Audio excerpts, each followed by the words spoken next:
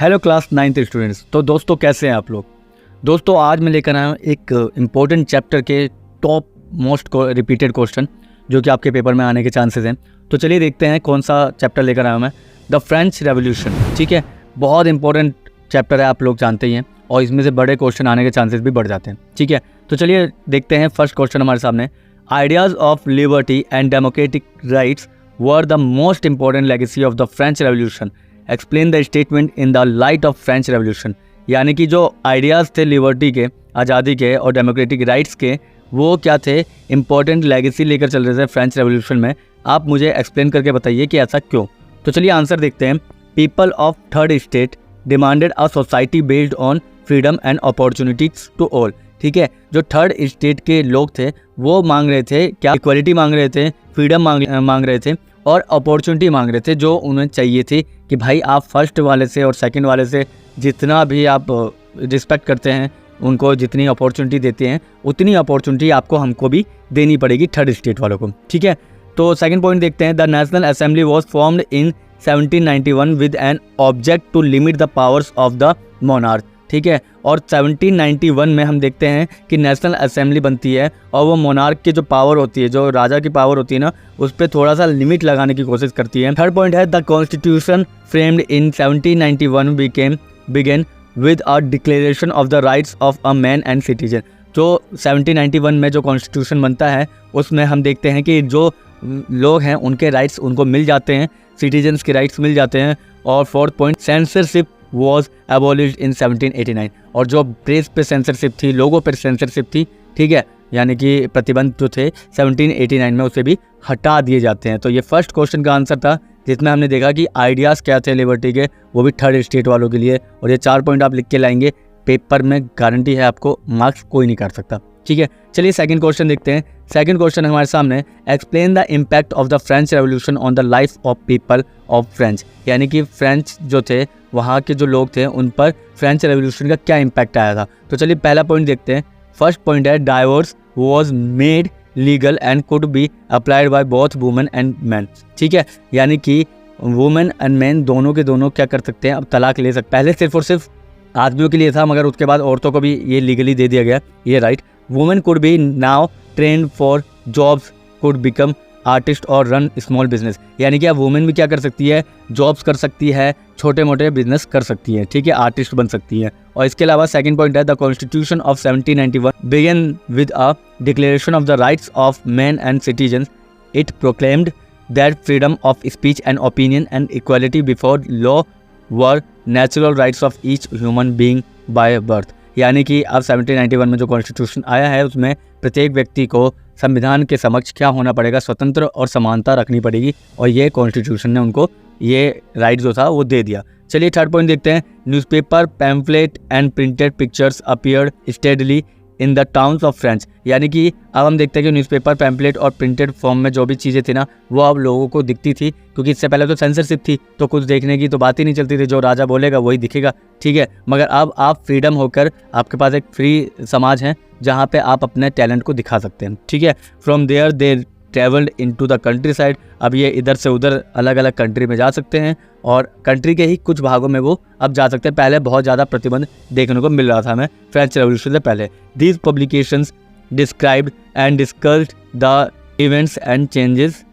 Taking place in the country. ठीक है, और हम देखते हैं ये पब्लिकेशन जो थे ना, वो डिस्क्राइब कर रहे थे कि किस तरीके से चेंजेस आया है कंट्री के अंदर। चलिए, तो थर्ड क्वेश्चन है, what compelled Louis 16 to raise taxes in France. यानी कि क्या मजबूरी थी लुई 16 की, जो कि वो फ्रांस के अंदर टैक्स लगाने पर मजबूर हुए। तो चलिए देखते हैं। पहला तो है वॉर्स एंड इकोनॉमिक क्राइसिस। 1774 में हमने देखा कि लुई 16 ने क्या किया, जैसे ही थ्रोन पे बैठते हैं, अपने सिंहासन में बैठते हैं, उनके पास बिल्कुल भी खजाना नहीं होता और उनका जो नेशन था, यानी उनका राष्ट्र जो था, वो पूरी तरह से किसमें कर्जे में था। 7 साल का वॉर चलता है उनका 1756 से 1763 के बीच में, जहाँ पर वो अमेरिका को आज़ाद करवाने में हेल्प करते हैं। और उनके कारण क्या होता है कि 13 अमेरिकन कॉलोनी बन जाती है और ब्रिटेन से इनकी दुश्मनी हो जाती है और इनके पास बिलियंस लीवर्स का क्या हो जाता है, कर्जा हो जाता है। और यहाँ से इनको 2 बिलियन लीवर्स का कर्जा देना पड़ता है उन्हें। ठीक है, उसके बाद हम देखते हैं डेब्ट ट्रैप। और वो क्या करते हैं कि इतना कर्जा ले लेते हैं कि वो कर्जे के अंदर ही बंधते चले जाते हैं, क्योंकि 10% इंटरेस्ट पे इनके सारे लोन चल रहे थे।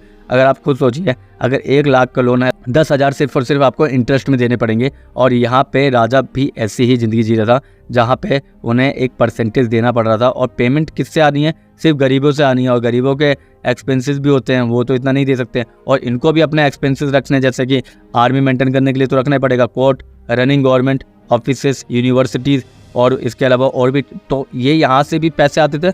और इसके अलावा ये टैक्सेस बहुत ज़्यादा लेते थे, जो आपने देखा था कि फ्रेंच रेवोल्यूशन का सबसे मेन कारण था गरीबों से अधिक टैक्स लेना। ठीक है, तो ये सेकंड पॉइंट था।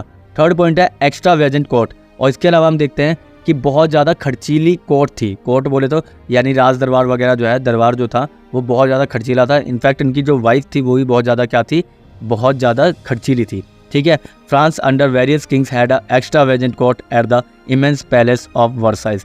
पैलेस ऑफ वर्साइज के अंदर इतना खर्चा होता था जो कि इनके कर्जे को और ज़्यादा बढ़ा रहा था।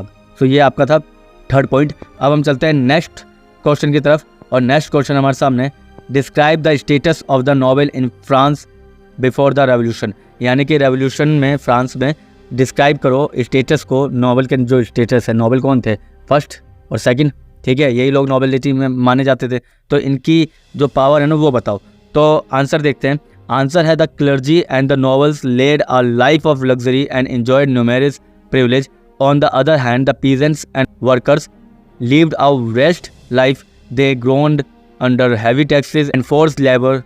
The middle class, comprising of lawyers, doctors, teachers, etc., also suffered humiliation at the hands of the clergy and the nobles. This state of social inequality was the chief cause of the French Revolution. देखा हमने answer कि answer में हमने देखा था कि clergy जो थे ना वो इतने पावरफुल हो चुके थे, वो लग्जरियस लाइफ जी रहे थे, एंजॉय कर रहे थे अपनी ज़िंदगी को। और दूसरी तरफ पीजेंट जो थे वो बेचारे इतने थक गए थे टैक्स दे दे के कि उनको ज़बरदस्ती क्या कराया जा रहा था, लेबर करवाई जा रही थी। यानी ज़बरदस्ती परिश्रम करना पड़ रहा था, फोर्स लेबर में वो लोग फंस चुके थे। इसके अलावा डॉक्टर, वकील, टीचर्स, ये सारे भी सफ़र कर रहे थे अपने साथ जो भी भेदभाव हो रहा है उन सब का। और ऐसे में नोबेल की जो वो पावर थी ना वो बढ़ती जा रही थी, इनइक्वालिटी बढ़ता जा रहा था। और यही चीफ रीज़न था फ्रेंच रेवोल्यूशन का। ठीक है, लास्ट क्वेश्चन हमारे सामने, right 3 main features of the French constitution of 1971।